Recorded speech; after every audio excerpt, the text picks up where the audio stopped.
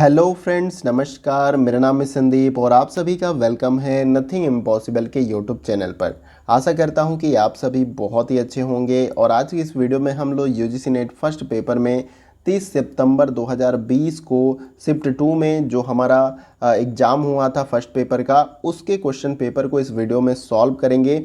और इसके साथ ही साथ इसमें जितने भी क्वेश्चन हैं उसको आप प्रैक्टिस सीट की तरह भी अटेम्प्ट करेंगे। इससे आपको एग्ज़ाम में काफ़ी हेल्प मिलेगी। तो देखिए, ये हमारा पार्ट 1 है। आप सभी को पता है कि पेपर 1 में 50 क्वेश्चन पूछे जाते हैं, लेकिन अगर हम इन 50 क्वेश्चन को प्रैक्टिस सीट की तरह और इसके एक्सप्लेनेशन के साथ जो है वीडियो को कंप्लीट करते हैं तो वीडियो लंबा हो जाएगा। इसीलिए इस क्वेश्चन पेपर को हम 2 पार्ट में सॉल्व करेंगे और आप सभी क्वेश्चन को प्रैक्टिस सीट की तरह अटेम्प्ट करेंगे। वीडियो लगे फास्ट है तो वीडियो को पॉज करिएगा, क्वेश्चन को अच्छे से पढ़िएगा, सॉल्व करिएगा, फिर कमेंट बॉक्स में अपना जवाब दीजिएगा। और उसके बाद से मैं क्वेश्चन को जो है सॉल्व भी करूंगा, उसके डिटेल्स भी बताता हुआ चलूंगा। लेकिन आप पहले ट्राई करेंगे वीडियो को पॉज करके, फिर उसके बाद से उसका सॉल्व भी देखेंगे। तो चलिए क्वेश्चन नंबर 1 से स्टार्ट करते हैं। यहाँ पर देखिए, सबसे पहले इसमें आपका डीआई वाला क्वेश्चन दिया गया है। तो एक यहाँ पर डेटा चार्ट दिया गया है, उसी के अनुसार जो है हमें 1 से 5 तक के जो क्वेश्चन है उनको सॉल्व करने हैं। तो पहले देख लेते हैं कि आखिर चार्ट किसके संदर्भ में दिया गया है। तो देखिए, निर्देश यहाँ पे दिया गया है कि वर्ष 2009 और 2019 में विभिन्न शहरों में अवस्थित आईटी कंपनियों में रोजगार रिक्त के वितरण प्रतिशत के आंकड़े में नीचे सारणी प्रदत्त किए गए हैं। यानी कि 2009 से 2019 में अलग अलग शहरों में जो है आईटी कंपनियों में रोजगार के रिक्त जो है पदों के वितरण प्रतिशत में दिए गए हैं। और उसके बाद से वर्ष 2009 में रिक्त की कुल संख्या जो है 5 लाख यहाँ पर है। और उसके बाद से वर्ष 2019 में ये संख्या जो है आपका 8,60,000 के आसपास है। और सारणी में दिए गए आंकड़ों के आधार पे 1 से 5 के उत्तर दीजिए। शहर वार रोजगार रिक्त जो है यहाँ पर दिया गया है। ठीक है, तो ये जो चार्ट दिया गया है वो आईटी कंपनियों में जो रिक्त पद हैं रोजगार के संबंध में, उसके संदर्भ में यहाँ पे ये सारे जो डेटा है परसेंटेज में दिए गए हैं और यहाँ पे टोटल दे दिया गया है। देखिए, 2009 में जो टोटल रिक्त पद हैं वो कितना है, 5,40,000 है। यहाँ पे 5,40,000 हो जाएगा। और फिर इसके बाद 2019 में देखिए, ये डेटा जो दिया गया रिक्त पदों का वो है 8,60,000।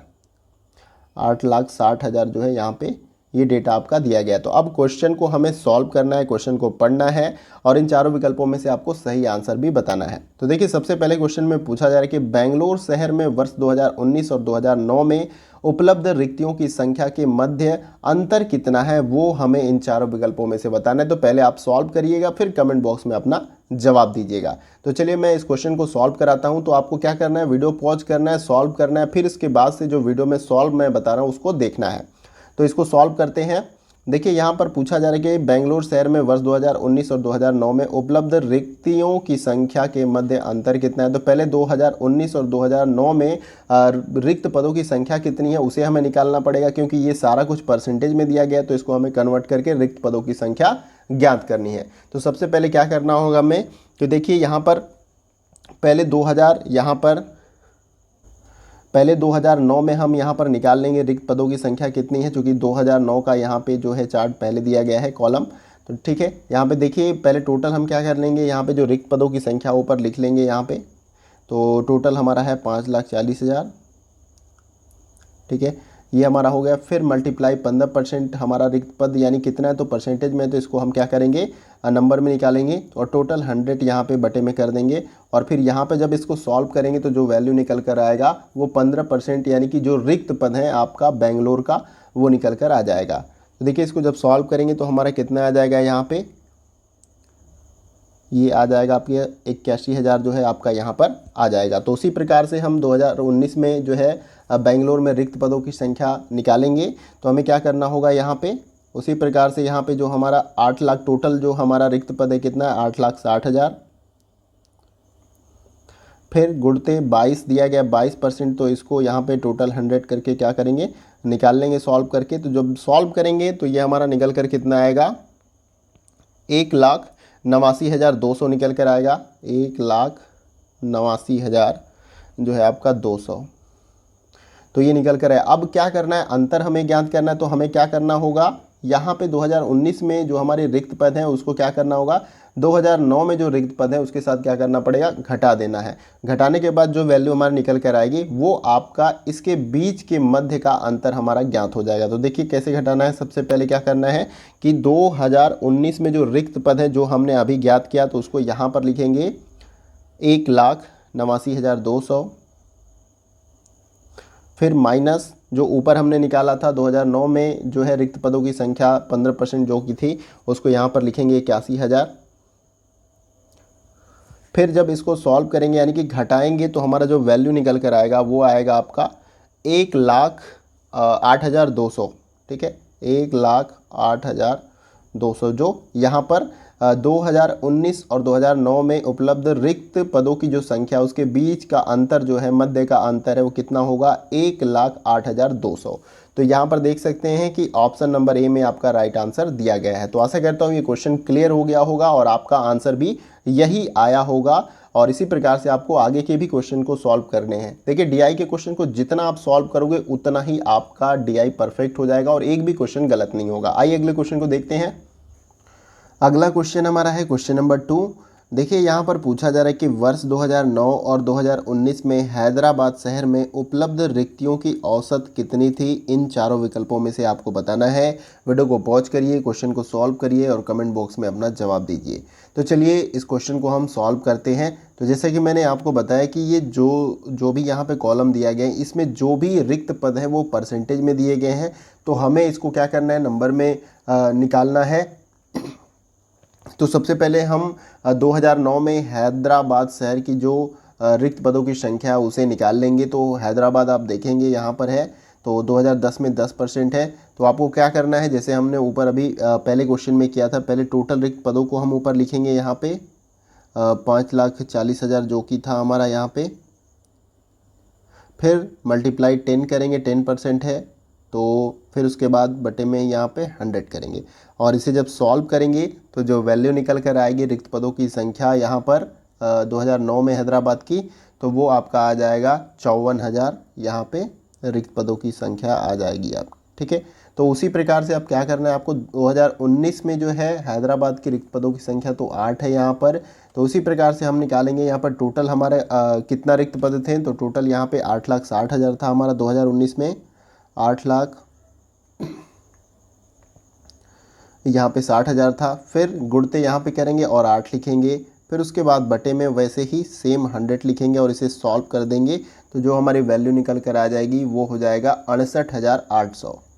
68,800 आपका हो जाएगा यहाँ पे रिक्त पदों की संख्या 2019 में हैदराबाद का यहाँ पर निकल के आ गया है। तो अब क्या करना है, जैसे आप सभी को पता है कि औसत का क्या फार्मूला होता है ज्ञात करने का, संख्याओं का योग और बटे में कितनी संख्याएं हैं उसको हमें मेंशन करना होगा। तो यहाँ पर हमने जो वैल्यू निकाला है, जैसे यहाँ पर ऊपर 2009 में जो है हैदराबाद की रिक्त पदों की संख्या है वो है आपका 54,000, यहाँ पे सॉरी यहाँ पर ये आपका 54,000 हो जाएगा। ठीक है, 54,000 ये आपका है। फिर उसके बाद से प्लस नीचे जो आपका 2019 में जो है हैदराबाद के रिक्त पदों की संख्या कितनी है, 68,000 है, 68,800 है। तो इसको यहाँ पे ऐसे मेंशन कर लेंगे। फिर ये आपका क्या हो जाएगा, बटे में 2 हो जाएगा, क्योंकि 2 ही संख्या है तो यहाँ पे 2 मेंशन हो जाएगा। तो अब इसे हम क्या कर लेंगे, जोड़ देंगे। तो इसे जोड़ने पे जो हमारा वैल्यू निकल कर आएगा वो आएगा आपका यहाँ पे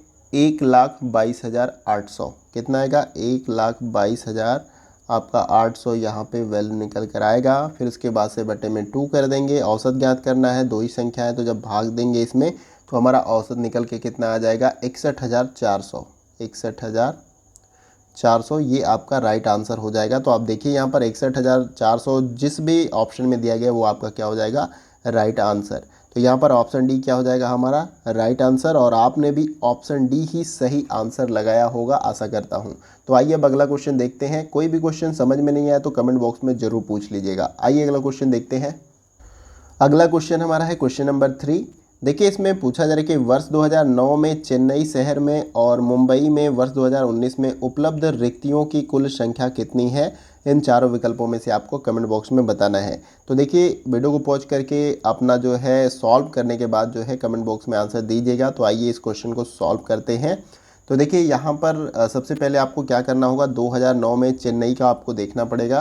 तो यहाँ पर चेन्नई है, तो 2009 में यहाँ पे 8% है। तो अब इसे क्या करेंगे, हम रिक्त पदों की संख्या निकालेंगे। तो सबसे पहले हमें क्या करना है, आपको पता है कि टोटल रिक्त पदों की संख्या 2009 में कितनी थी, 5,40,000। ठीक है, 5,40,000। फिर आपको क्या करना है, गुणते यहाँ पर 8 लिखना है, फिर बटे में आपको क्या करना है, 100 यहाँ पे। अब जब इसे आप सॉल्व करोगे तो आपका जो निकल करके वैल्यू आएगा वो आएगा 43,200। 43,200 रिक्त पदों की संख्या है 2009 में चेन्नई की। अब इसी प्रकार से हमें क्या करना होगा कि आपका आगे दिया गया यहाँ पर मुंबई में जो है वर्ष 2019 में उपलब्ध रिक्त पदों की संख्या हमें निकालना है। तो मुंबई आपका ऊपर है और 2019 में पूछा जा रहा है, तो 2019 ये है, 18% है। तो यहाँ पर आपका टोटल 2019 में रिक्त पदों की संख्या कितनी थी, वो था आपका 8,60,000। यहाँ पे 8,60,000 आपका था। फिर उसके बाद से गुड़े यहाँ पे 18% दिया गया, तो इसको मेंशन करेंगे यहाँ पर, फिर 100 यहाँ पे करेंगे। फिर जब इसे सॉल्व करेंगे तो जो हमारा वैल्यू निकल कर आ जाएगा वो है आपका 1,54,800। 1,54,800 जो है यहाँ पे रिक्त पदों की संख्या है 2019 में। ठीक है, मुंबई की, ये आपको यहाँ पे निकाल लेना है। फिर उसके बाद से करना क्या है, यहाँ पे टोटल संख्या पूछा गया है कि वर्ष 2009 में चेन्नई शहर और मुंबई में वर्ष 2019 में उपलब्ध रिक्त पदों की संख्या क्या कितनी है। तो आपको दोनों को जोड़ देना है, सिंपल। यहाँ पे आपको क्या करना है, दोनों को जोड़ देना है। 43,000 आपका हो गया 200, फिर प्लस आपका हो जाएगा 1,54,800। 1,54,800। और इसे जब जोड़ेंगे तो हमारा जो टोटल वैल्यू निकल कर आएगा वो आ जाएगा आपका यहाँ पर 1,00,000 जो है 98,000 आ जाएगा। 1,98,000 जो है यहाँ पर आपका आ जाएगा। ठीक है, तो ये आपका क्या हो जाएगा, राइट आंसर हो जाएगा इस क्वेश्चन का। तो आप देखेंगे कि ऑप्शन सी में यहाँ पर 1,98,000 दिया गया है, तो ये क्या हो जाएगा आपका राइट आंसर इस क्वेश्चन का। तो आशा करता हूँ कि आपका भी आंसर जो है ऑप्शन सी आया होगा इस क्वेश्चन का। आइए अगला क्वेश्चन देखते हैं आप। अगला क्वेश्चन हमारा है क्वेश्चन नंबर 4। देखिए, इसमें पूछा जा रहा है कि यदि वर्ष 2019 में पुणे में रिक्तियों की संख्या 48,000 है और प्रतिशत वितरण जैसे सारणी में दिया गया है उसके अनुसार है, तो वर्ष 2019 में एनसीआर में उपलब्ध रिक्तियों की संख्या कितनी है। इन चारों विकल्पों में से आपको सही आंसर जो है कमेंट बॉक्स में बताना है। तो इसका जवाब जो है कमेंट बॉक्स में आप दीजिएगा। तो आइए इस क्वेश्चन को सॉल्व करते हैं। तो देखिए, सबसे पहले क्या करना होगा, यहाँ पर आप देख सकते हैं 2019 में पुणे में रिक्तियों की संख्या दी गई है, तो पुणे यहाँ पर है और 2019 में यहाँ पे 6% जो है रिक्तियों की संख्या है। तो हमें क्या करना होगा, सबसे पहले कि देखिए यहाँ पर माना कि चूँकि 6% जो है यहाँ पर कितना हो जाएगा आपका 48,000 हो जाएगा। तो अब इसके बाद से हमें क्या करना है, क्वेश्चन में देखिए 48,000 है और प्रतिशत वितरण जैसे सारणी में दिया गया है उसके अनुसार वर्ष 2019 में एनसीआर में उपलब्ध रिक्त पदों की संख्या जो है हमें ज्ञात करनी है। तो अब यहाँ पर हम 1% जो है निकाल लेंगे। 1% रिक्त पदों की संख्या कितनी हो जाएगी 48,000 में। तो हमें क्या करना होगा, 48,000 यहाँ पर ऊपर लिखना होगा, फिर उसके बाद से नीचे बटे में जो है 6 करना होगा। 6% यहाँ पर जब 48,000 है आपका, और ये कहाँ से निकल कर आया है, 8,00,000 जो है 60,000 जो रिक्त पदों की कुल संख्या थी उसमें से ये 6% हमारा 48,000 निकल कर आया है और इसका हम 1% निकालेंगे। तो 6 से जब इसको डिवाइड करेंगे तो 6 8 48 यहाँ पे हो जाएगा। तो आपका 1% कितना हो जाएगा, 8,000 यहाँ पर निकल कर आ जाएगा। तो अब क्या करना है आपको, आप देखेंगे यहाँ पर मुंबई में मुंबई नहीं, यहाँ एनसीआर में दिया गया है। एनसीआर में उपलब्ध रिक्त पदों की संख्या कितनी है, तो एनसीआर यहाँ पर है, 2019 में पूछा गया तो 20 दिया गया है।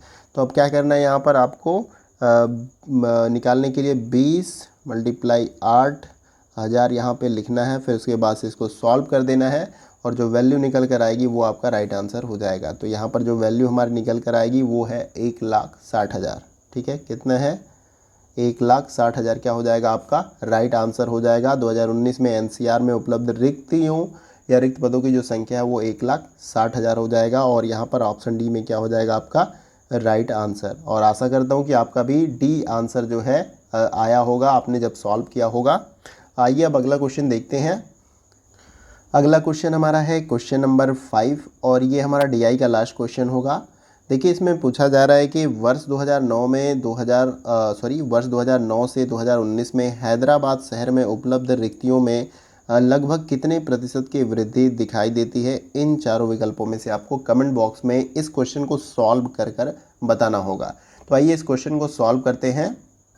तो सबसे पहले आपको करना क्या होगा कि यहाँ पर वर्ष 2009 में हैदराबाद में रिक्त पदों की संख्या कितनी है वो निकालना है। तो हैदराबाद यहाँ पर है और 2009 में रिक्त पदों की जो संख्या 10% है यहाँ पर। तो इसको निकालने के लिए सबसे पहले क्या करना होगा, टोटल पदों की संख्या यहाँ पर दी गई थी तो वो कितना था आपका 5,40,000, फिर गुणते आपका यहाँ पर 10 हो जाएगा, फिर बटे में 100 हो जाएगा और इसे सॉल्व करेंगे तो आपका जो वैल्यू निकल कर आएगी वो आ जाएगी आपका 54,000। कितना आ जाएगा 54,000 यहाँ पर आपका आ जाएगा। फिर उसी प्रकार से आपको यहाँ पर देखिए 2019 में पूछा गया है हैदराबाद शहर में उपलब्ध रिक्त पदों की संख्या कितनी है। तो यहाँ पे 8% दिया गया 2019 में, तो इसको भी हम निकाल लेंगे। तो टोटल रिक्त पदों की संख्या हमारी कितनी थी, मैंने शुरू में बताया था आपको, वो था आपका 8,60,000 था। तो यहाँ पर आपको क्या करना होगा 8,60,000 लिखना होगा, ठीक है 8,60,000। फिर गुणते आपको क्या करना है यहाँ पर 8 करना है, फिर यहाँ पे बटे में आपको 100 कर देना है। जब इसे आप सॉल्व करते हैं, इस इक्वेशन को सॉल्व करेंगे तो आपको जो वैल्यू निकल कर आएगी वो आ जाएगा 68,800। कितना आएगा 68,800। अपने कॉपी पे आप सॉल्व करते रहिए, इससे क्या होगा कि आपकी प्रैक्टिस होती रहेगी, ठीक है। अब क्या करना है हमें कि अब इसे क्या करना है कि हमें 2009 में जो रिक्त पदों की संख्या हमने ज्ञात की और 2019 में हमने जो रिक्त पदों की संख्या ज्ञात की उसमें से क्या करना है, इसको घटा देना है और जो निकल कर आएगा वो हमारा वृद्धि निकल कर आएगा और उसे हम परसेंटेज में कन्वर्ट कर लेंगे। तो देखिए यहाँ पर हमारा 2019 का ये निकल कर आया है 68,800। तो यहाँ पर हम इसको क्या करेंगे लिखेंगे 68,800 हो जाएगा। फिर माइनस यहाँ पर कितना हमारा 2009 में जो रिक्त पदों की संख्या हैदराबाद की निकल कर आई है वो है 54,000, यहाँ पे हम लिख लेंगे 54,000। और जब इसे घटाएंगे तो हमारा जो निकल कर आएगा वैल्यू वो आएगा 14,800। कितना आएगा 14,800 यहाँ पर निकल कर आएगा। अब इसे हमें क्या करना है परसेंटेज में कन्वर्ट कर लेना है।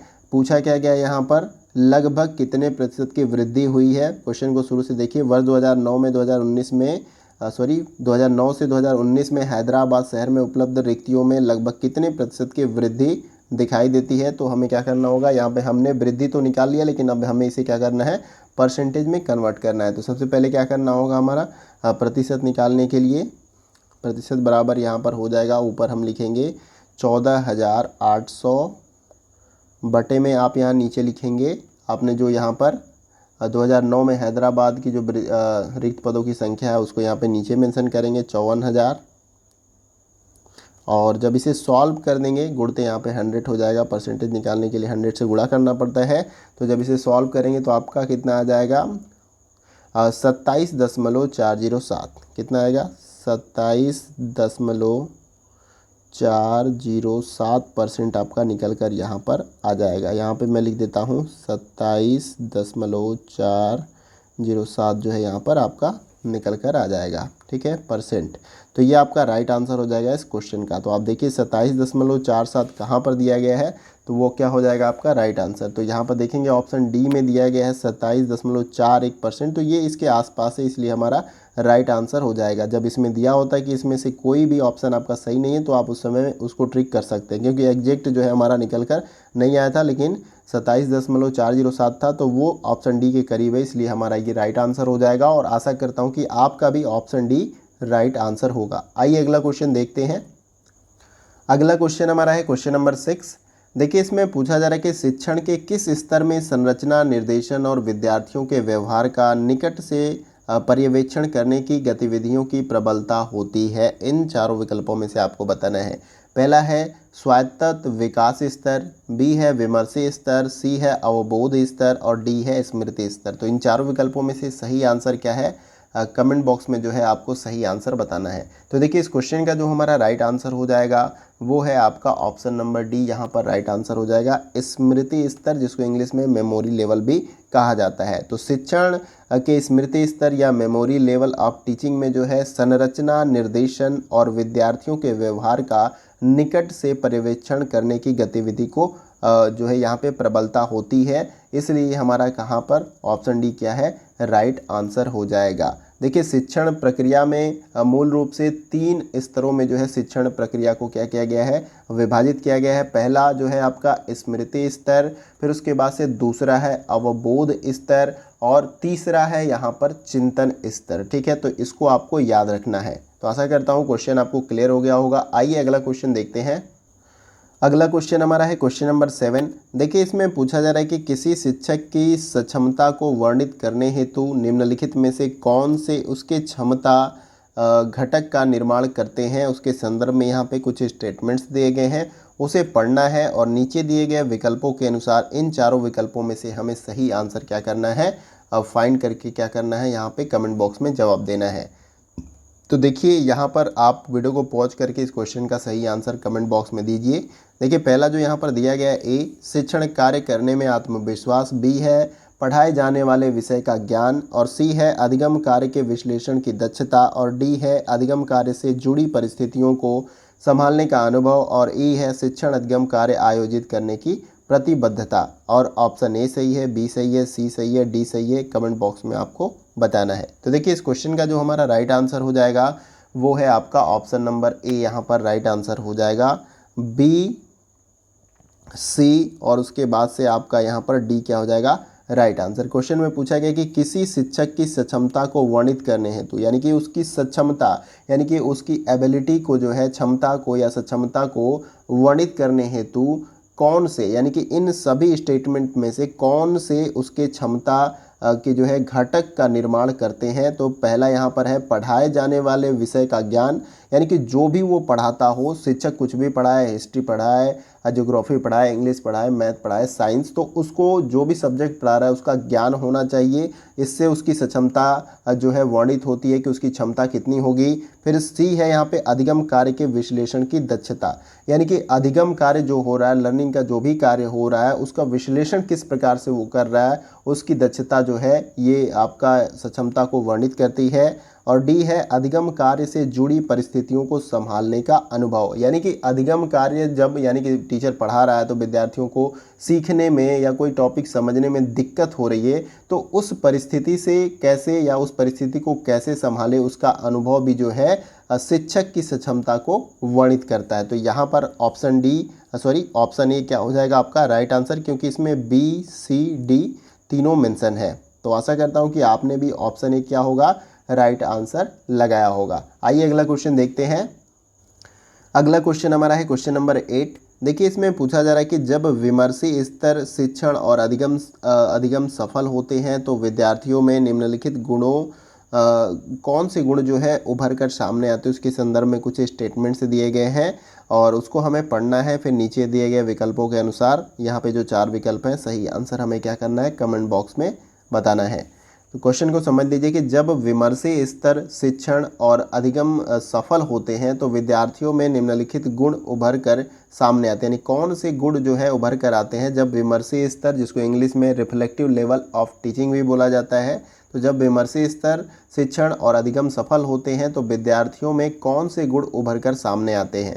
तो यहाँ पे गुण दिया गया है, ठीक है, और इसे हमें पढ़ना है। जैसे पहला है सूचना के धारण हेतु दृढ़ तार्किक आधार, बी है सामान्य प्रकृति की परखी हुई व्यापक अंतर्दृष्टि और सी है सूचनाओं में एक दृढ़ संबंधगत ढांचा और डी है समस्याओं के विकसित करने एवं उन्हें स्वयं समाधान करने की अभिवृद्धि क्षमता और ई है किसी तथ्य का संबंध जानना और उसे साधन के रूप में प्रयोग करना। क्या ऑप्शन ए सही है, बी सही है, सी सही है या डी सही है, कमेंट बॉक्स में आप ज़रूर बताइए इसका आंसर। देखिए इस क्वेश्चन का जो हमारा राइट आंसर हो जाएगा वो है आपका ऑप्शन नंबर यहाँ पर बी जो है राइट आंसर हो जाएगा। बी और डी क्या हो जाएगा आपका राइट आंसर हो जाएगा। जब विमर्शी स्तर, शिक्षण और अधिगम सफल होते हैं तो विद्यार्थियों में सामान्य प्रकृति की परखी हुई व्यापक अंतर्दृष्टि के जो गुण हैं वो उभर कर सामने आते हैं और डी है समस्याओं के विकसित करने एवं उन्हें स्वयं समाधान करने की अभिवृद्धि की क्षमता का गुण भी जो है सामने उभर कर आता है। इसे आपको याद रखना है। तो इसके बारे में थोड़ा सा इसको डिटेल में समझ लीजिए। देखिए, जब विमर्शी स्तर या जिसको रिफ्लेक्टिव लेवल ऑफ टीचिंग भी कहा जाता है, तो जब विमर्शी स्तर के शिक्षण एवं अधिगम सफल होते हैं तो विद्यार्थियों में सामान्य प्रकृति परखी हुई व्यापक अंतर्दृष्टि तथा समस्याओं के विकसित करने एवं उन्हें स्वयं समाधान करने की अभिवृद्धि क्षमता के गुण उभर कर जो है सामने आते हैं। इसके साथ ही कई और भी गुण हैं जो उभर कर सामने आते हैं जब विमर्शी स्तर शिक्षण और अधिगम जो है सफल होते हैं। तो देखिए, इसमें एक है, इस स्तर पर छात्र स्वयं रुचि लेकर स्वेच्छा से चिंतन, मनन, तर्क व कल्पना करते हैं। और फिर एक और यहाँ पर गुण उभर कर आता है जो जिसमें है समस्या समाधान खोजने से छात्रों में आत्मविश्वास जागृत होता है और इसके साथ ही साथ छात्रों में आलोचनात्मक तथा सृजनात्मक चिंतन शक्ति जन्म लेती है। तो ये जो 3 मैं गुण और बताया एक्स्ट्रा, यहाँ पर 2 दिया गया लेकिन 3 मैंने एक्स्ट्रा बताया ताकि क्वेश्चन फिर से मॉडिफाई करके पूछा जाए तो आप उसे सॉल्व कर लें। तो जब विमर्शी स्तर शिक्षण और अधिगम सफल होते हैं तो जो अभी मैंने बताया उन गुण वो जो गुण मैंने बताया वो उभर कर सामने आते हैं। तो यहाँ पर पहले क्वेश्चन के हिसाब से हमारा ऑप्शन बी राइट आंसर हो जाएगा और आशा करता हूँ कि आपने भी ऑप्शन बी राइट आंसर लगाया होगा। आइए अगला क्वेश्चन देखते हैं। अगला क्वेश्चन हमारा है क्वेश्चन नंबर 9। देखिए, इसमें पूछा जा रहा है कि शिक्षण का प्रतिमान निम्नलिखित में से किसका विवरण वर्णन होता है। इन चारों विकल्पों में से आपको बताना है। पहला ऑप्शन सही है, बी ऑप्शन सही है, सी ऑप्शन सही है, डी ऑप्शन सही है। तो देखिए, वीडियो को पॉज करिएगा, क्वेश्चन को अच्छे से पढ़िएगा, ऑप्शन भी देखिए, फिर कमेंट बॉक्स में अपना जवाब देने का प्रयास करिए। देखिए, इस क्वेश्चन का जो हमारा राइट आंसर हो जाएगा वो हो जाएगा आपका ऑप्शन नंबर बी, यहाँ पर राइट आंसर हो जाएगा इस क्वेश्चन का। अधिगम परिवेश जिसमें शिक्षक व्यवहार भी शामिल है और यहाँ पे क्वेश्चन में यही पूछा गया कि शिक्षण का प्रतिमान इन चारों विकल्पों में से किसका विवरण वर्णन होता है। तो अधिगम परिवेश जिसमें शिक्षक व्यवहार भी शामिल हो, इसका जो है यहाँ पर वर्णन होता है, ये आपको याद रखना है। और ऑप्शन बी क्या है हमारा राइट आंसर हो जाएगा इस क्वेश्चन का। और आशा करता हूँ कि आपने भी ऑप्शन बी जो है सही आंसर कमेंट बॉक्स में बताया होगा। आइए अगला क्वेश्चन देखते हैं। अगला क्वेश्चन है क्वेश्चन नंबर 10। देखिए, ये कथन वाला क्वेश्चन है, 2 कथन दिए गए हैं यहाँ पर, दोनों को पढ़ना है और इन चारों विकल्पों में से सही आंसर हमें बताना है। तो देखिए, पहला कथन दिया गया अधिकतम निष्पादन परीक्षण परीक्षार्थियों के ज्ञान और क्षमता की ऊपरी सीमा का आकलन करने के प्रयोजन से तैयार किए जाते हैं। कथन 2 दिया गया कि विशिष्ट अनुक्रिया आधारित परीक्षण परीक्षार्थियों के व्यवहार और गुणों की माप करने हेतु तय किए जाते हैं। उपर्युक्त कथनों का अवलोकन करना है और निम्नांकित विकल्पों में से सही आंसर हमें बताना है। क्या ऑप्शन ए सही है, बी सही है, सी सही है या डी सही है? कमेंट बॉक्स में आप जवाब दीजिए। वीडियो को पॉज करिए, क्वेश्चन को समझिए और उसका आंसर दीजिए। देखिए, इस क्वेश्चन का जो हमारा राइट आंसर हो जाएगा वो है आपका ऑप्शन नंबर ए। यहाँ पर पहला और दूसरा दोनों सही हो जाएगा। कथन पहला और दूसरा क्या हो जाएगा, दोनों सही हो जाएगा। देखिए, कथन पहले में बताया गया कि अधिकतम निष्पादन परीक्षण जो है परीक्षार्थियों के ज्ञान और क्षमता की ऊपरी सीमा का आकलन करने के प्रयोजन से तैयार किए जाते हैं और इस परीक्षण में शिक्षार्थियों के एक साथ कई अंतर्निहित क्षमताओं का मापन किया जाता है अधिकतम निष्पादन परीक्षण के द्वारा। फिर दूसरा कथन यहाँ पर दिया गया है। देखिए, मैंने जो भी बताया यहाँ पर वो स्टेटमेंट में मेंशन है, इसलिए हमारा पहला स्टेटमेंट सही हो जाएगा। और दूसरे स्टेटमेंट्स में बताया गया कि विशिष्ट अनुक्रिया आधारित परीक्षण परीक्षार्थियों के व्यवहार और गुणों के माप करने हेतु जो है किए जाते हैं और यह परीक्षण मूलतः दिन प्रतिदिन कार्य व्यवहारों के परीक्षण के लिए भी किए जाते हैं, जो कि यहाँ पर कथन दूसरे में मेंशन किया गया कि विशिष्ट अनुक्रिया आधारित परीक्षण परीक्षार्थियों के व्यवहार और गुणों के मापन करने हेतु तैयार किए जाते हैं। इसलिए हमारा कथन पहला और दूसरा दोनों सही हो जाएगा, इसलिए ऑप्शन ए क्या है, राइट आंसर। आशा करता हूं कि आपने भी ऑप्शन ए राइट आंसर लगाया होगा। अगला क्वेश्चन देखते हैं। आइए, अगला क्वेश्चन हमारा है क्वेश्चन नंबर 11। देखिए, इसमें पूछा जा रहा है कि कोई विश्वविद्यालय शिक्षक विद्यार्थियों के सृजनात्मक स्तर के संदर्भ में विशिष्ट प्रोजेक्ट कार्यान्वित करने में उनके निष्पादन का अध्ययन करने की योजना बनाता है। इस संदर्भ में निम्नलिखित में से कौन सी शोध विधि उपयुक्त होगी? इन चारों विकल्पों में से आपको बताना है। ऑप्शन ए सही होगा, बी सही होगा, सी सही होगा या ऑप्शन डी सही है? ये कमेंट बॉक्स में आपको क्या करना है, लिख के बताना है यहाँ पे टाइप करके। तो देखिए, इस क्वेश्चन का जो हमारा राइट आंसर हो जाएगा वो है आपका ऑप्शन नंबर डी। यहाँ पर क्या हो जाएगा, राइट आंसर हो जाएगा कार्योत्तर विधि जो है आपका राइट आंसर हो जाएगा इस क्वेश्चन का। तो इसको थोड़ा सा समझ लेते हैं। तो देखिए कोई विश्वविद्यालय शिक्षक विद्यार्थियों के सृजनात्मक स्तर के संदर्भ में जो है विशिष्ट प्रोजेक्ट जो है कार्यान्वित करने में उनके निष्पादन का अध्ययन करने की योजना बनाता है, तो इस संदर्भ में कार्योत्तर अनुसंधान विधि जो है सबसे उपयुक्त मानी जाती है। देखिए कार्योत्तर अनुसंधान को अन्य नामों से भी जाना जाता है, और दूसरा नाम जो इसका घटना उत्तर विधि, फिर कार्य कारण विधि तथा तुलनात्मक विधि के नाम से जो है इसको जाना जाता है। तो अगर कार्योत्तर विधि को छोड़ के घटना उत्तर विधि दे दे, या कार्य कारण विधि दे दे, या तुलनात्मक विधि दे दे, तो इसको भी आपको याद रखना है, इस नाम से भी यह जाना जाता है। देखिए इस विधि में स्वतंत्र एवं आश्रित चरों के बीच कार्य कारण संबंध की स्थापना की जाती है, और इसे प्रयोगात्मक अनुसंधान की श्रेणी में भी रखा जाता है, परंतु इसे सत्य प्रयोग की श्रेणी में नहीं रखा जाता है, क्योंकि सत्य प्रयोग में स्वतंत्र चर के प्रहस्तन अथवा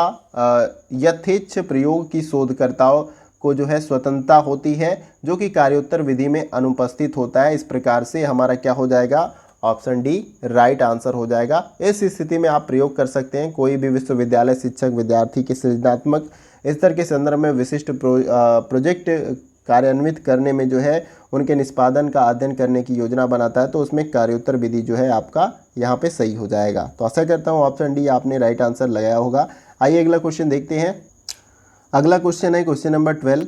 देखिए इसमें पूछा जा रहा है कि शोध की निम्नलिखित में से कौन से विशेषता गुणात्मक अनुसंधान से संबंधित है, उसके संदर्भ में यहाँ पे कुछ स्टेटमेंट्स दिए गए हैं। नीचे दिए गए विकल्पों के अनुसार चारों विकल्पों में से जो है सही आंसर कमेंट बॉक्स में आपको बताना है। देखिए पहला यहाँ पर जो है विशेषता दिया गया है वो है प्रदत्तों के प्रत्यक्ष स्रोत के में जो है नैसर्गिक परिस्थितियाँ, बी है नियंत्रित परिस्थितियों में प्रदत्त संकलन, और सी है मात्र परिणाम के बजाय प्रक्रिया को भी ध्यान में रखना, और डी है संबंधों को स्थापित करना और परिवर्तनों के कारण की व्याख्या करना, और ई है सहभागी परिप्रेक्ष्य को ध्यान में रखना।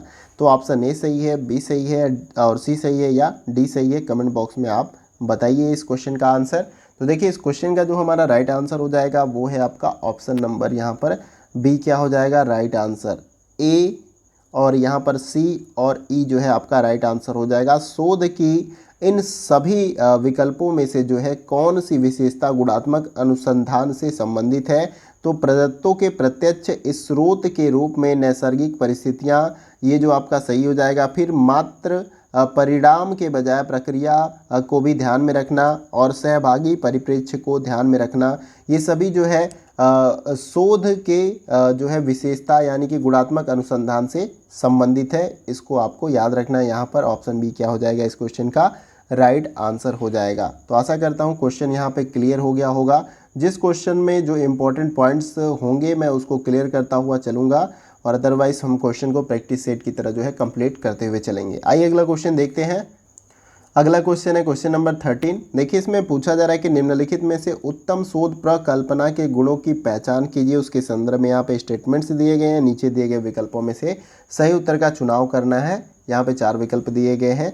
तो देखिए पहला जो यहाँ पर दिया गया है स्टेटमेंट्स इंद्रियानुभविक परीक्षण योग्य, बी है चरों को परिभाषित करने में अवधारणात्मक स्पष्टता, और सी है प्रतिपादित संबंधों की सत्याभाषिता, और डी है शोधकर्ता के स्रोतों के संदर्भ में पहुंच होना, और ई है इसकी अकाट्यता की सीमा। तो अब इन सभी स्टेटमेंट्स में से हमें बताना है कि उत्तम शोध प्रकल्पना के गुणों की पहचान इसमें से कौन सा स्टेटमेंट्स कराता है। इन चारों विकल्पों में से आपको सही आंसर बताना है। नीचे जो 4 विकल्प दिए गए हैं, क्या ऑप्शन ए सही है, बी सही है, सी सही है या डी सही है। देखिए इस क्वेश्चन का जो हमारा राइट आंसर हो जाएगा वो है आपका ऑप्शन नंबर डी। यहाँ पर ए बी सी आपका क्या हो जाएगा राइट आंसर हो जाएगा। क्वेश्चन में यही पूछा गया कि इन सभी स्टेटमेंट्स या कथन में से उत्तम शोध प्रकल्पना के गुण की पहचान करना है। तो पहला जो गुण है इंद्रियानुभविक परीक्षण योग्य, बी है चरों को परिभाषित करने में अवधारणात्मक स्पष्टता, और सी है प्रतिपादित संबंधों की सत्याभाषिता जो है ये आपका राइट आंसर हो जाएगा। ठीक है, थोड़ा सा इसके बारे में थोड़ा सा जान लेते हैं। इन सभी गुणों के अलावा भी जो है उत्तम शोध प्रकल्पना के गुण होते हैं, जैसे परिकल्पना को क्षेत्र में मौजूद सिद्धांतों तथा तथ्यों से संबंधित होना चाहिए। फिर उसके बाद से अगला जो गुण है इसमें, उसे किसी न किसी सिद्धांत पर आधारित होना चाहिए, या तो फिर वह अधिक से अधिक सामान्यीकरण किए जाने योग्य हो। फिर अगला जो गुण इसमें है, परिकल्पना मितव्ययी होनी चाहिए। तो ये और भी जो गुण हैं जो अभी हमने ABC देखा उत्तम शोध प्रकल्पना के गुणों के संदर्भ में, तो इनके अलावा भी कुछ गुण हैं जिनके बारे में मैंने अभी बताया, तो उसको भी याद रखना है। अगर ये ऑप्शन न देकर जो मैंने अभी बताया वो दे तो भी आप क्वेश्चन को आसानी के साथ सॉल्व कर लेंगे। तो आशा करता हूँ कि यहाँ पर जो है आपने इस क्वेश्चन का सही आंसर जो है ऑप्शन डी लगाया होगा।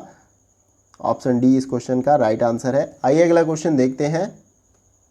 अगला क्वेश्चन हमारा है क्वेश्चन नंबर 14। देखिए इसमें पूछा जा रहा है कि कोई शोधार्थी अपना शोध प्रबंध लिखते समय शोध के विभिन्न चरणों में ICT का प्रयोग करता या करती है। वह परिणामों का निर्वाचन करने में अवधारणात्मक त्रुटियों को सही ठहराता या ठहराती है और इसके लिए विशिष्ट ICT युक्तियों को जिम्मेदार मानता या मानती है। इसको क्या कहा जाएगा? इन चारों विकल्पों में से आपको बताना है। देखिए पहला जो ऑप्शन है तकनीकी अक्षमता, बी है शोध डिजाइन की अपर्याप्तता, और यहाँ पे सी है नैतिक और नीति विषय कमी, और डी है मानवीय त्रुटि। तो इन चारों विकल्पों में से सही आंसर क्या है इस क्वेश्चन का, आपको जो है कमेंट बॉक्स में बताना है। तो देखिए इस क्वेश्चन का जो हमारा राइट आंसर हो जाएगा वो है आपका option number A right answer हो जाएगा। तकनीकी अक्षमता जो है इसको जो है कहा जाएगा, इसे आपको याद रखना है। अब इसे समझ लेते हैं। देखिए यहाँ पर यही बताया गया कि जब कोई शोधार्थी अपना शोध प्रबंध लिखते समय शोध के विभिन्न चरणों में ICT का प्रयोग करता है एवं परिणामों का निर्वाचन करने में अवधारणात्मक त्रुटियों को सही ठहराता है और इसके लिए विशिष्ट ICT युक्तियों को जो है जिम्मेदार मानता है, तो इसको तकनीकी अक्षमता या टेक्निकल जो है इनकम्पिटेंस जो है इसको कहा जाता है। इसको इंग्लिश में जो है टेक्निकल इनकॉम्पिटेंस जो है कहा जाता है। ठीक है, तो इसको आपको याद रखना है। और यहाँ पर ICT का मतलब होता है इंफॉर्मेशन कम्युनिकेशन टेक्नोलॉजी, तो इसको भी आपको याद रखना है। ठीक है, तो देखिए ICT के प्रमुख घटकों के अंतर्गत कंप्यूटर हार्डवेयर प्रौद्योगिकी, सॉफ्टवेयर प्रौद्योगिकी, दूर संचार एवं नेटवर्क प्रौद्योगिकी तथा मानव संसाधनों को जो है सम्मिलित किया जाता है। और ICT संसाधनों की तकनीकी विशेषता का अभाव शोध में उनके गलत प्रयोग का उदाहरण यहाँ पर होता है। तो यानी तकनीकी अक्षमता क्या हो जाएगा इस क्वेश्चन का, हमारा राइट आंसर हो जाएगा। और ऑप्शन क्या है, ए हमारा राइट आंसर है इस क्वेश्चन का। आइए अगला क्वेश्चन देखते हैं। अगला क्वेश्चन हमारा है क्वेश्चन नंबर 15। देखिए इसमें पूछा जा रहा है, नीचे दो कथन दिए गए हैं, दोनों कथन को हमें पढ़ना है, उपयुक्त कथनों का अवलोकन करना है और नीचे इन चारों विकल्पों में से हमें क्या करना है, सही आंसर बताना है। तो देखिए सबसे पहला कथन हम पढ़ते हैं। देखिए पहले कथन में दिया गया कि क्रियात्मक अनुसंधान चक्रीय होता है क्योंकि इसमें योजना, क्रिया, पर्यवेक्षण, विचारणा का चक्र शामिल होता है। कथन दूसरे में दिया गया है कि क्रियात्मक अनुसंधान का प्रयोजन चरों के बीच कार्यात्मक संबंध की व्याख्या करने हेतु एक सिद्धांत विकसित करना होता है। अब बताना है आपको इन दोनों कथनों का अवलोकन करने के बाद कि निम्नांकित विकल्पों में से यानी पहला option, B option, C option और डी ऑप्शन में से कौन सा ऑप्शन आपका राइट आंसर हो जाएगा, कमेंट बॉक्स में बताना है। तो देखिए इस क्वेश्चन का जो हमारा राइट आंसर हो जाएगा क्वेश्चन नंबर 15 का, वो हो जाएगा आपका ऑप्शन नंबर सी हमारा क्या हो जाएगा, राइट आंसर। कथन पहला जो है सही है किंतु दूसरा कथन आपका सही नहीं है, यानी कथन पहला क्या है आपका सही है और दूसरा कथन गलत है। अब इसके बारे में थोड़ा सा समझ लेते हैं। तो यहाँ पर कथन पहला आपका सही है क्योंकि क्रियात्मक अनुसंधान चक्रीय होता है क्योंकि इसमें योजना, क्रिया, पर्यवेक्षण, विचारणा का चक्र शामिल होता है। अब कथन हमारा दूसरा गलत क्यों है, इसको थोड़ा सा समझ लेते हैं। तो देखिए क्रियात्मक अनुसंधान का प्रयोजन चरों के बीच कार्यात्मक संबंध की व्याख्या करने हेतु एक सिद्धांत विकसित करना नहीं होता है। ये कथन आपका पूरी तरीके से गलत है क्योंकि क्रियात्मक अनुसंधान का उद्देश्य विद्यालयी कार्य कुशलता में वृद्धि करना होता है, न कि चरों में कार्यात्मक संबंध की व्याख्या करना होता है। तो जबकि यहाँ पर दिया गया है कि कार्यात्मक संबंध की व्याख्या करने हेतु जो एक सिद्धांत विकसित करना होता है, जबकि ये नहीं होता है, इसलिए हमारा ये कथन क्या है, गलत है। और हमारा ऑप्शन सी क्या हो जाएगा, राइट आंसर, जिसमें कथन एक सही है, कथन दूसरा गलत दिया है। तो आशा करता हूँ कि ऑप्शन सी जो है आपने कमेंट बॉक्स में राइट आंसर लगाया होगा। आइए अगला क्वेश्चन देखते हैं। अगला क्वेश्चन हमारा है क्वेश्चन नंबर 16। देखिए इसमें पूछा जा रहा है कि परिवर्तनीय टेक्नोलॉजी और संचार संस्थानों के कारण निम्नलिखित में से क्या घटित हो रहा है, इन चारों विकल्पों में से बताना है। पहला ऑप्शन है सिस्टम एकाकीकरण, बी है सामयिक विघटन, और यहाँ पर सी ऑप्शन दिया गया मनोवैज्ञानिक विघटन, और डी ऑप्शन स्थानिक एकाकीकरण। तो इन चारों विकल्पों में से आपको बताना है कि परिवर्तनीय टेक्नोलॉजी और संचार संस्थानों के कारण इन चारों विकल्पों में से क्या घटित हो रहा है। तो देखिए इस क्वेश्चन का जो हमारा राइट आंसर हो जाएगा वो है आपका ऑप्शन नंबर ए, सिस्टम एकाकीकरण जो है घटित हो रहा है, इसको आपको समझना है। देखिए इसको थोड़ा सा समझते हैं। देखिए जहां प्रौद्योगिकी ने आज संचार को बेहद आसान बना दिया है, वहीं पर प्रतिदिन या हर दिन जो है नई खोजों ने संचार में जुड़ाव का कार्य किया है। इन सब परिवर्तनीय टेक्नोलॉजी और संचार संस्थानों के कारण सिस्टम एकाकीकरण जैसी परिघटना देखने को मिलती है, जो कि हमारा ऑप्शन ए में यहाँ पर मेंशन है, और ये ऑप्शन क्या हो जाएगा हमारा राइट आंसर। आशा करता हूँ कि ऑप्शन ए जो है आपने सही आंसर कमेंट बॉक्स में लगाया होगा। आइए अगला क्वेश्चन देखते हैं। अगला क्वेश्चन है क्वेश्चन नंबर 17। देखिए इसमें पूछा जा रहा है कि संचार का सकारात्मक प्रभाव निम्नलिखित में से किस पर निर्भर करता है। उसके संदर्भ में यहाँ पे कुछ स्टेटमेंट्स दिए गए हैं, नीचे दिए गए विकल्पों के अनुसार सही आंसर बताना है। क्या ऑप्शन ए सही है, बी सही है, या सी सही है, या डी सही है। इन सभी में से जो है आपको कमेंट बॉक्स में सही आंसर बताना है। तो देखिए यहाँ पर जो है इस क्वेश्चन का जो हमारा राइट आंसर हो जाएगा क्वेश्चन नंबर 17 का, वो है आपका ऑप्शन नंबर बी, यहाँ पर राइट आंसर हो जाएगा। यहाँ पर बी और उसके बाद से डी आपका, और यहाँ से ई जो है आपका राइट आंसर हो जाएगा। संचार का सकारात्मक प्रभाव इन सभी कथनों में से किस पर निर्भर करता है? आयोजन पर निर्भर करता है, मीडिया चयन पर निर्भर करता है, इसके साथ ही साथ भाषा प्रयोग पर निर्भर करता है। तो ये ऑप्शन आपका क्या हो जाएगा राइट आंसर, यानी कि ऑप्शन बी हमारा राइट आंसर है। और आशा करता हूँ कि आपने भी जो है ऑप्शन बी जो है सही आंसर कमेंट बॉक्स में बताया होगा, इसलिए यहाँ पर हमारा ऑप्शन बी राइट आंसर है। आइए अगला क्वेश्चन देखते हैं। अगला क्वेश्चन हमारा है क्वेश्चन नंबर 18।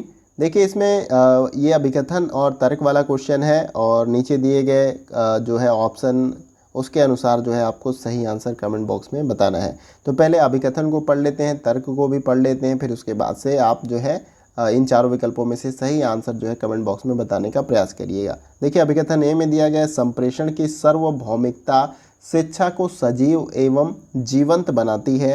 तर्क क्या दिया गया है कि सांकेतिक जो है आख्यान शिक्षण की प्रभावी विधि होने की विश्वसनीयता पर खरा नहीं उतरता है। यहाँ पर जो है आपका तो देखिए दोस्तों, इसमें आख्यान का जो मतलब होता है वो होता है कहना या सूचित करना, इसको आप समझ लीजिए। तो सांकेतिक जो है आख्यान शिक्षण की प्रभावी विधि होने की विश्वसनीयता पर खरा नहीं उतरता है। आख्यान का मतलब होता है कहना या सूचित करना। तो अब इन दोनों यानी अभिकथन और तर्क को आपको अच्छे से समझना है, फिर उसके बाद से बताना है कि ऑप्शन ए सही है, बी सही है, या सी सही है, या डी सही है। कमेंट बॉक्स में इसका जवाब देना है। तो देखिए इस क्वेश्चन का जो हमारा राइट आंसर हो जाएगा वो हो जाएगा आपका ऑप्शन नंबर सी। इस क्वेश्चन का हमारा राइट आंसर हो जाएगा। यहाँ पर ए सही है परंतु आर आपका नहीं सही है। देखिए संप्रेषण की सार्वभौमिकता शिक्षा को सजीव एवं जीवंत बनाती है, ये कथन हमारा पूरी तरीके से सत्य हो जाएगा, क्योंकि यदि संप्रेषण सर्वग्राह्य होगा तो शिक्षा को व्यापकता मिलेगी, जिससे यह समय अनुसार अपने में वांछित परिवर्तन कर पाएगी और सर्वसुलभ तथा जीवांत होती जाएगी, जो कि हमारा अभिकथन में पूरी तरीके से मेंशन है।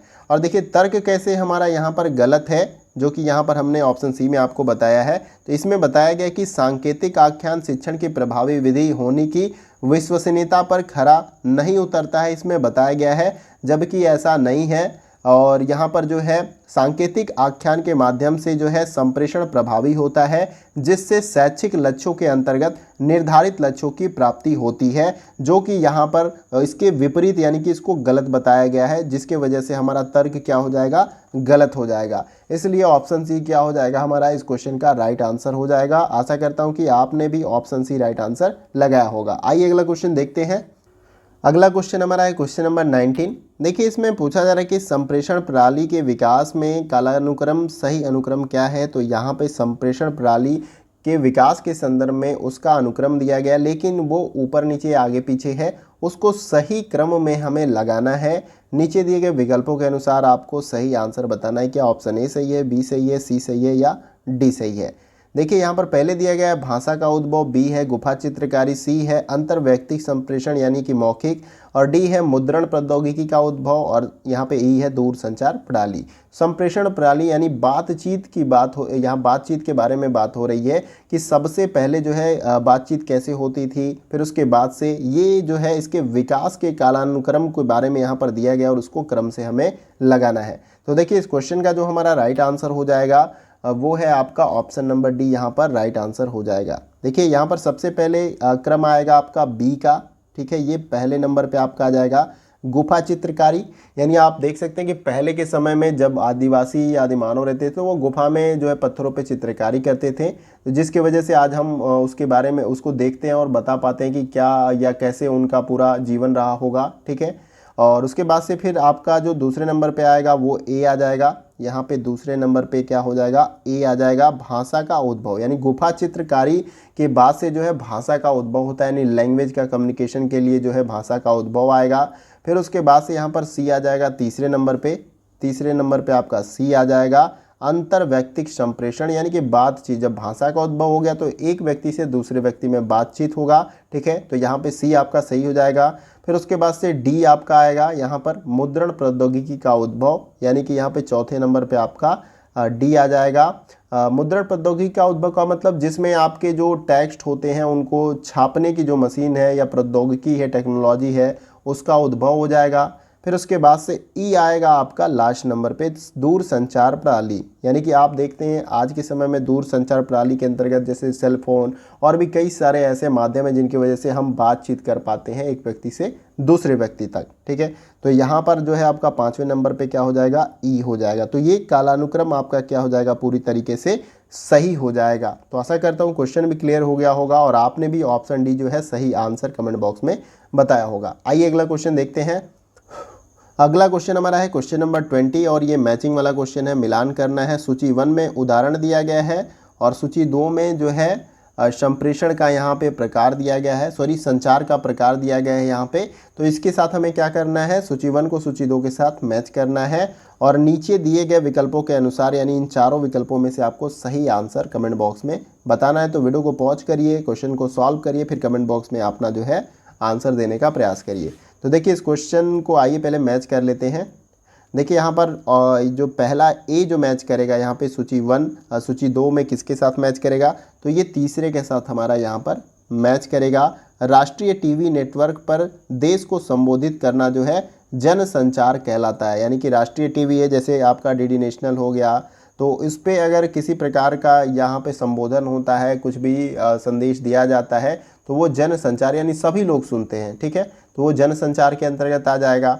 फिर बी जो है आपका चुनिंदा संख्या में शिक्षकों की कार्यशाला आयोजित करना किस प्रकार का संचार है, तो ये देखिए आपका मैच करेगा आपका चौथे के साथ, यहाँ पे मैच करेगा समूहगत संप्रेषण के अंतर्गत जो है ये आ जाएगा। चुनिंदा संख्या में यानी कुछ सेलेक्टेड जो लोग हैं शिक्षकों की कार्यशाला आयोजित करना, यानी शिक्षक कुछ शिक्षक हैं उनकी कार्यशाला आयोजित की जाती है, तो कुछ लोग होते हैं उसमें जन समूह नहीं होता है, इसीलिए इसको समूहगत संप्रेषण कहा जाता है। फिर तीसरा है यहाँ पर साथी कर्मियों के साथ अनौपचारिक बातचीत, ये किस प्रकार से आपका मैच करेगा, तो देखिए ये आपका पहले के साथ यहाँ पर मैच कर जाएगा। इसको क्षैतिज संप्रेषण कहा जाता है, इसे आपको याद रखना है। फिर डी है अतीत की घटनाओं का स्मरण, ये जो है आपका दूसरे के साथ मैच कर जाएगा। अंतर्वैयक्तिक संप्रेषण या संचार इसको कहा जाता है। तो इस प्रकार से आप इसको मैच कर लेंगे और अब जिस तरह से मैच किया उसके अनुसार आप इन चारों विकल्पों में से अपना ऑप्शन देख लेंगे और सही ट्रिक आपको लगा लेना है और कमेंट बॉक्स में अपना आंसर बता देना है। तो देखिए जैसे हमने मैच किया उसके अकॉर्डिंग जो हमारा ऑप्शन सही हो जाएगा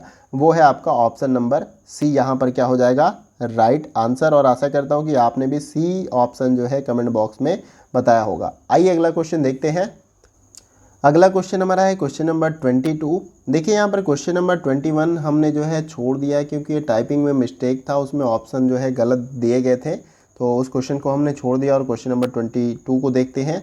तो देखिए इसमें पूछा जा रहा है निम्नलिखित 3 व्यंजकों पर विचार करना है। हमें 3 व्यंजक दिए गए हैं, ए बी सी कि सरलीकृत मान हेतु सही अवरोही क्रम क्या होगा, इन चारों विकल्पों में से आपको बताना है। तो देखिए ये क्वेश्चन मैं आपको देता हूँ, इसका जवाब जो है सॉल्व करके आपको कमेंट बॉक्स में देना है और उसके बाद से जब आपको अगर नहीं आता है तो उसके बाद से मैं कमेंट बॉक्स में वहाँ पर जो है आपको आंसर इस क्वेश्चन का बता दूंगा। लेकिन इस क्वेश्चन को एज ए होमवर्क मैं आपको दे रहा हूँ, इसको सॉल्व करके कमेंट बॉक्स में इसका जवाब जरूर बताइएगा। आइए अगला क्वेश्चन देखते हैं।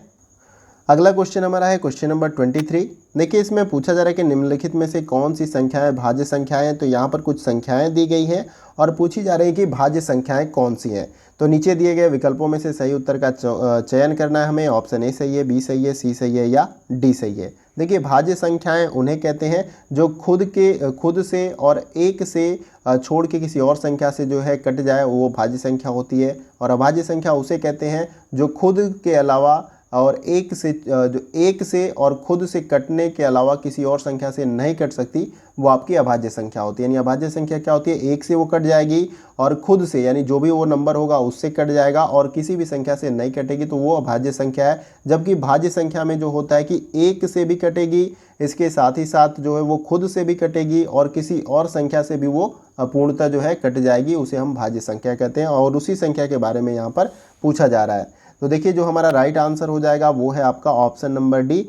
यहाँ पर डी और जो है ई आपका राइट हो जाएगा, क्योंकि देखिए 21 जो है खुद से भी कट जाएगा और इसके साथ साथ एक से भी कट जाएगा और इसके साथ ही साथ जो है ये 7 से भी कट जाएगा। 7 तरीके 21 होता है, ठीक है। तो यहाँ पर ये तीसरी संख्या से कट गया, इसका मतलब ये भाज्य संख्या है जैसा कि मैंने बताया था। फिर 15 भी उसी प्रकार से 3 से भी कट जाएगा, 5 से भी कट जाएगा और खुद से भी कटेगा और एक से भी कट जाएगा। तो भाज्य संख्या किसे कहते हैं, जो एक और यहाँ पर खुद को छोड़कर किसी और संख्या से कट जाए, वो भाज्य संख्या होती है। तो यहाँ पर ऑप्शन डी क्या हो जाएगा, राइट आंसर। आशा करता हूँ कि इस क्वेश्चन का आंसर भी जो है आप सभी ने कमेंट बॉक्स में सही आंसर बताया होगा। आइए अगला क्वेश्चन देखते हैं। अगला क्वेश्चन हमारा है क्वेश्चन नंबर 24 और ये रीजनिंग का क्वेश्चन है। निम्नलिखित क्रम में से असंगत संख्या का पता लगाना है। तो यहाँ पर हमें एक यहाँ पे क्रम दिया गया है नंबर्स का और इसमें कौन सी संख्या जो है असंगत है, यानी कि वो एक सीरीज नहीं बना रही है, उसे हमें फाइंड करना है। इन चारों विकल्पों में से आपको जो है कमेंट बॉक्स में सही आंसर बताना है। क्या ऑप्शन ए सही है, बी सही है, सी सही है या डी सही है। तो आइए इसे सॉल्व करते हैं। तो यहाँ पर मैं लिख लेता हूँ पहले इस संख्या को 6 4 4, ठीक है। फिर उसके बाद से 328 है, फिर कामा 164 है, फिर कामा है 84, फिर कामा है आपका 24, फिर कामा है आपका 14। तो ये संख्या हमने लिख लिया। अब देखेंगे कि यहाँ से पीछे से क्रम एक हमारा बन रहा है और आगे से क्रम यहाँ पे नहीं बन रहा है सही तरीके से, तो हम पीछे से क्रम बनाते हैं, ठीक है। तो आप देखेंगे 14 और 24 में यहाँ पर हमारा 10, यहाँ पर 14 में 10 हमने जोड़ा तो यहाँ पर ये 24 हो गया, ठीक है।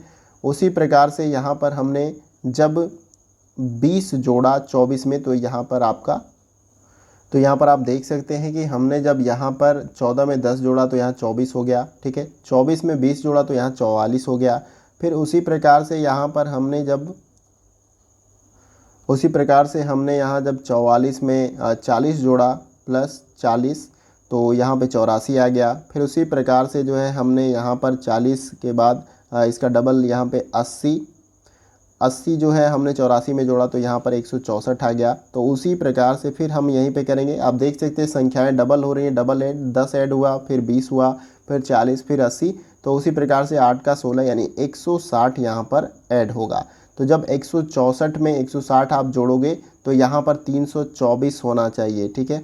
324 आना चाहिए, जबकि यहाँ पे 328 दिया गया है और ये हमारा क्या हो जाएगा, 328 जो नंबर है वो गलत हो जाएगा, ठीक है। अब 324 हमने ला लिया, तो अब 324 में जो है हम यहाँ पर 324 में हम जो है 160 का डबल यानी कि 320 जोड़कर देखेंगे कि अगली संख्या हमारी 644 आ रही है, तो हमारा 324 सही हो जाएगा, ठीक है। तो देखिए यहाँ पर हम जोड़ लेते हैं, 4 यहाँ पे हो गया, 2 2 4 ये हो गया, 3 3 6 यानी कि 644 हमारा अगली संख्या आ रहा है, जिसके वजह से 324 यहाँ पर 328 की जगह होनी चाहिए। और 328 क्या है, असंगत है, गलत संख्या है जो क्रम को हमारे डिस्टर्ब कर रहा है। तो यहाँ पर देख सकते हैं 328 यहाँ पर ऑप्शन डी क्या हो जाएगा, राइट आंसर हो जाएगा। यह असंगत संख्या है जो सीरीज को कंप्लीट नहीं होने दे रही, यहाँ पर 324 होना चाहिए। आशा करता हूँ क्वेश्चन क्लियर हो गया होगा और आपने भी ऑप्शन डी सही आंसर लगाया होगा। आइए अगला क्वेश्चन देखते हैं। अगला क्वेश्चन हमारा है क्वेश्चन नंबर 25। देखिए ये भी क्वेश्चन जो है आपका यहाँ पे लाभ और हानि वाला है। एक क्वेश्चन है, कविता ने 25% की हानि पर 1950 रुपये में एक मोबाइल फ़ोन बेचा, 30% लाभ पर उस मोबाइल को बेचने हेतु उसे कितनी कीमत पर बेचना होगा। इन चारों विकल्पों में से आपको सही आंसर कमेंट बॉक्स में बताना है। तो देखिए ये भी क्वेश्चन मैं आप सभी को दे रहा हूँ, इसको सॉल्व करके इसका सही आंसर जो है आपको कमेंट बॉक्स में बताना है। इससे पहले भी मैंने एक क्वेश्चन आपको क्वेश्चन नंबर 22 और इसके साथ साथ क्वेश्चन नंबर 25 ये मैंने आप सभी को क्वेश्चन दिया है। इसको सॉल्व करके जो है इसका आंसर आपको कमेंट बॉक्स में बताना है। और नहीं आंसर आपको आएगा या नहीं सॉल्व भी होगा तो परेशान मत होइए, मैं कमेंट बॉक्स में इसका सही आंसर आपको बता दूंगा और 2-3 स्टेप में ये सॉल्व हो जाएगा। तो हो सके तो मैं कमेंट बॉक्स में ही सॉल्व भी आपको करके वहाँ पे दे दूंगा ताकि आपको क्वेश्चन अच्छे से क्लियर हो जाए। तो ये हमारा था वीडियो का लास्ट क्वेश्चन नंबर 25 और आशा करता हूँ कि जितना भी मैंने क्वेश्चन आपको यहाँ पर कराया आप सभी इस सभी क्वेश्चन को प्रैक्टिस सेट की तरह आपने अटेम्प्ट किया। यहाँ अगर आप प्रैक्टिस सेट की तरह अटेम्प्ट करते हैं तो आपको काफ़ी हेल्प मिलेगी। और इसके साथ ही साथ किसी क्वेश्चन में अगर आपको डाउट होता है, समझ में नहीं आता तो कमेंट बॉक्स में मुझसे पूछ सकते हैं। मैं वहाँ पर सभी का जो है रिप्लाई करता हूँ, जो भी कमेंट करता है तो आप कमेंट बॉक्स में मुझसे पूछ सकते हैं। इसके साथ ही साथ वीडियो कैसा लगा कमेंट बॉक्स में लिखकर ज़रूर बताइएगा। और चैनल पर नए हैं तो चैनल को सब्सक्राइब कर सकते हैं और उसके बगल में जो बेल आइकन का बटन होता है उसको आप प्रेस कर लीजिएगा इसी प्रकार की इंपॉर्टेंट वीडियो की नोटिफिकेशन को पाने के लिए। तो फ्रेंड्स आज के वीडियो में बस इतना ही, फिर मिलते हैं अगले वीडियो में, तब तक के लिए जय हिंद जय भारत।